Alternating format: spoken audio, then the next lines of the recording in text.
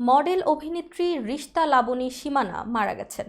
মঙ্গলবার সকাল ৬টার দিকে বঙ্গবন্ধু শেখ মুজিব মেডিকেল বিশ্ববিদ্যালয়ে চিকিৎসাধীন অবস্থায় শেষ নিঃশ্বাস ত্যাগ করেন তিনি। মৃত্যুর খবর নিশ্চিত করেছেন সীমানার ছোট ভাই এজাজ বিন আলী। মৃত্যুকালে অভিনেত্রীর বয়স হয়েছিল মাত্র ৩৯ বছর। স্বামী ও ২ ছেলে শ্রেষ্ঠ ও স্বর্গকে রেখে গেছেন তিনি। এর আগে গতকাল সীমানার ভাই এজাজ বিন আলী জানিয়েছিলেন বিএসএমইতে অভিনেত্রীর ডায়ালাসিস চলছিল, তবে একই সঙ্গে তার সারা শরীরে ছড়িয়ে পড়ছিল ইনফেকশন। কোনোভাবেই তা নিয়ন্ত্রণ করা সম্ভব হচ্ছিল না।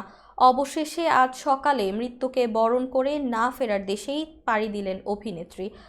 গত মে মাসে মস্তিষ্কে রক্তক্ষরণ হলে ন্যাশনাল ইনস্টিটিউট অব নিউরোসায়েন্স হাসপাতালে ৮ দিন চিকিৎসাধীন ছিলেন সীমানা। অবস্থার অবনতি হলে ২৯ মে এই অভিনেত্রীকে বঙ্গবন্ধু শেখ মুজিব মেডিকেল বিশ্ববিদ্যালয়ে স্থানান্তর করা হয়।